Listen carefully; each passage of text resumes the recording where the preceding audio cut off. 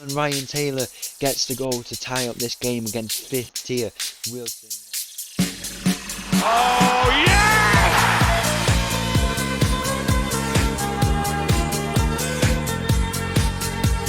Hello and welcome back to another episode as part of Mattov's English Journey, and welcome back to Alfreton, where today we've got two games, one in the FA Trophy.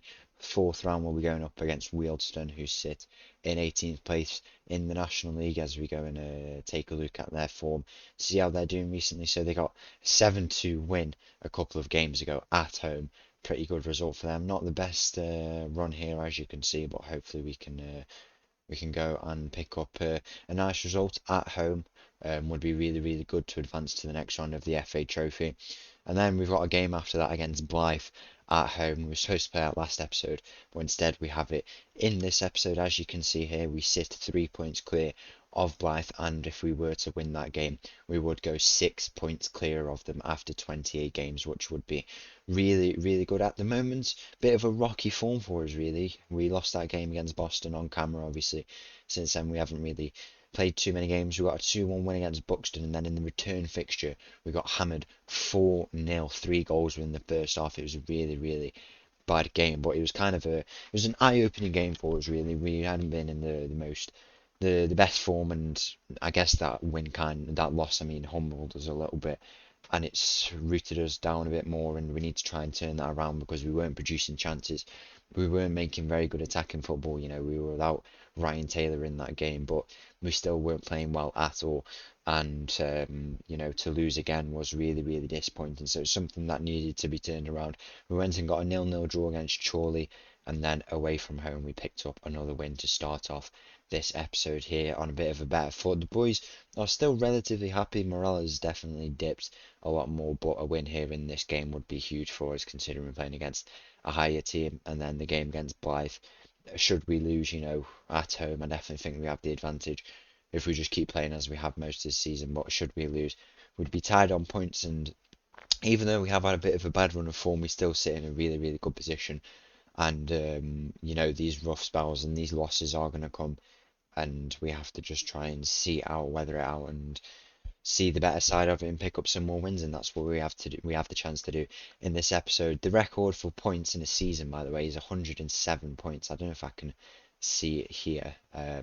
If I go to records here, the most points in a season was from Chester, 107. And although I probably shouldn't be thinking about that, it's possible. Let's just say that, but I don't want to think about that too much because it's definitely something that is conscious on my mind. We just want to get focused on getting promoted and taking this team to where it should be, because ultimately that's the goal. The point goal is not the goal, and we want to finish and go on to the National League. That's the goal.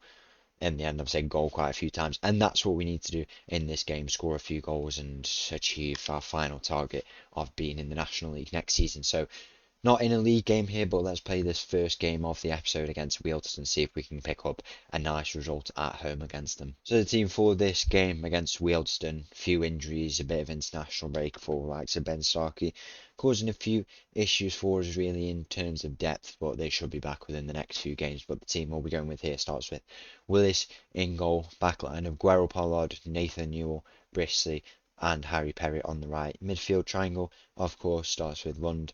In the defensive role, Cantrell and Fuster make up the two pair in there. We've got Sam on the left, Thewlis on the right, Ryan Taylor back up top. We're going with a little bit of a lower press. If I show you here, mid block, I'm going to be trying instead of a high press, because maybe it will bring us. I like a pressing tactic, but it might bring us a bit further back and playing in a more reasonable defensive way, and it also brings the intensity down in the consideration of keeping energy and maintaining energy where we can. So let's go and see if we can get a result against Wealdstone. 15 minutes gone here at the start of this game as Willis plays a goal kick up the field, and it falls to a Wealdstone player, but it's a nice tackle there in the midfield from Billy Fuster. He's been on a bit of a rough patch of form. I guess we all have, really. Some of the players have not really found their feet in recent games, and hopefully that could turn around and we can pick up some big results, put ourselves back into the position where we were at the start of the season. As Guerrero Pollard now, who's a player who's actually developing really well. I didn't trust him as much as maybe I should have, but no, I didn't think he'd become an amazing player initially, but I've trusted him with the minutes, that's what I mean, and he's definitely becoming a much better player, and that's really, really good for him. 20 minutes gone here in this game, nothing's really coming. It looks like we had the first chance, and we still find ourselves on the attack. I'm playing with a bit of a different, tactic, the balanced mentality, and also the bit of a lower press. We are in the lower leagues, you can't demand too much from these players. Keep it as simple as possible, keep it as Route 1 football as these players have known it for so long, and hopefully that can help improve our form, and it's definitely looking like it's helping the attackers. Salmon finds himself on the ball. He opts to have the shot and it's hit the inside of the post, and then it's gone all the way out there. I think we have a corner. It might have gone off the keeper for Wealdstone there, and now we have a chance from this corner. Not been too good on the corners this season, and hopefully maybe I need to redo the tactic, because I like to do outswinging corners, which is not very it's not very accepted really, but they can pay off, I think. But doesn't look like it has here. There might be a chance to try and change it, but in this game anyway, so far we draw 0-0 after 40 minutes. As Cantrell now finds himself on the ball in the midfield. He's got no one ahead of him really. We are sitting quite deep by the looks of it, as I say. That is what I've implemented here, and it does put us quite deep on this pitch. Even under the balanced mentality, maybe that's something that needs to be worked on and fixed. It does look like we're all sitting in our own half, and it doesn't really help in the wing play style as well if everyone's so deep. But maybe it is something that needs to be changed, as Wilson have their first shot of the game now. Goes well wide of the post, nothing to worry about there, as Cantrell finds himself on the ball again now, loses out there. Some of the boys are quite tired. I think we're playing in the middle of the week, and we played, or maybe we're playing this on the Saturday and we played on Wednesday, so boys are quite tired, and it's tough to make rotations at the moment. It's just when injuries happen at the club, it can become a bit of an issue, and when your players are out, the players who know how to play, it can become a bit of an issue, and it's definitely showing here as we concede the first goal of the game to make it 1-0 to Wealdstone after 40 minutes. Poor goal to concede really, but we have a second half at our disposal to try and find the goal to tie up this game after 40 minutes. It's 1-0 to Wealdstone. At the start of this second half, we've gone on the positive mentality. I think it's good that we can fall back onto the positive mentality, because it's the one we're most used to. It's the one we've trained and become the most familiar with, and it's definitely looking like it could pay off for us there. Salmon has a shot, and he's put it just over the bar there, and already, as I'm saying, to be able to fall back to that positive mentality, really, really good for us if we can, figure out the balanced mentality as well. It could be really, really big, as we still find ourselves on the attack, not too much on the ball really, as we have 45% possession by the looks of it. But it's been a bit of a scrappy game, not really too many chances coming by the looks of it, and now we'll look to try and find the goal to tie up this game here, and against this fifth-tier side where we want to be next season, as Sean Brisley heads on that ball. It's a poor header, and the shot from the winger of Wealdstone is just put wide of that post. Very, very lucky after that mistake from Sean Brisley, and the changes can be made now. I think Thewlis may have to come off by the looks of it. Blyth still going to come off. Not happy at all by the looks of it, and that's fair enough to him really. I think I'll leave that for now, just take off Billy Fuster. Looks like the most logical change to make there. Ryan Taylor, we know, can score goals in this team, and we'll give him the chance to try to and see if he can pull back that goal, as he looks like he might have the chance here. The ball in from Cantrell, headed out by the defenders of Wealdstone, and now Jordan Thewlis finds himself on the ball. He plays it to Guaropolo, Cantrell, and now Newell plays it to Lund. Some nice passing going on here. Lund goes back to Newell. He's got Salmon out on the right. Salmon's got Ryan Taylor waiting in the middle. He'll look to square the ball, and Ryan Taylor gets the goal to tie up this game against fifth tier Wealdstone United. And what a huge result could be on the cards here, and that is a lovely goal by Ryan Taylor. The ball over the top from Nathan Newell there, as you can see, from centre back. Or was it Lund actually? No, it went back to Nathan Newell. We still look quite high here, as you can see, but it's really, really nice what happened. We forced them into their own half. Salmon with the nice ball over from wing, and Ryan Taylor pulls back a goal here to make it 1-1. 75 minutes gone here, an injury for Guerrero Pollard. Hopefully that's not too bad. He's definitely been one of our better players in recent times. We brought on Jake Day for him, going with a 4-2-2-2 setup, I believe, or 4-2-4 actually. So it's a striker pairing of Jake Day and Ryan Taylor. It looks like we might go to a penalty shootout here, and George Willis has got an injury. Oh wow, what are we going to do here? We're going to have to put Sean Brisley in. Oh, I should have brought the keeper with us. No way. It's a human error, absolute error there. And now Sean Brisley might have to go in goal once again. If I go look through the players, Sean Brisley 192. Who else we got? We've got Cantrell 178.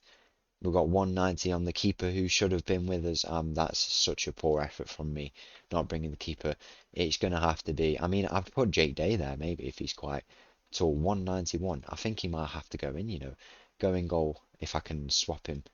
And there we go, there we have it, and bring him more central. It's Ryan Taylor. And what are the odds of that again happening? Where George Willis gets injured, and now if we have a penalty shootout in the 95th minute, unless we can pull back a miracle goal here, by the looks of it, there's a chance from this highlight, unless we can get the goal and Thewlis has just played the ball into nowhere. It looks like we might go to penalty shootout unless this tack comes to something here. Jake Day, our number 9, will have to go in goal for it if it does happen, as Cantrell loses out on that ball in midfield, and we just need to get this gone. The through ball goes through for the Wealdstone attack, and it's gone in there in the 95th minute. At home we've lost, and how disappointing is that, really? A huge mistake to lose in the end there and just not bringing the keeper. It's just so unlucky. Football manager doing football manager things, and what can you do as the full-time whistle goes here?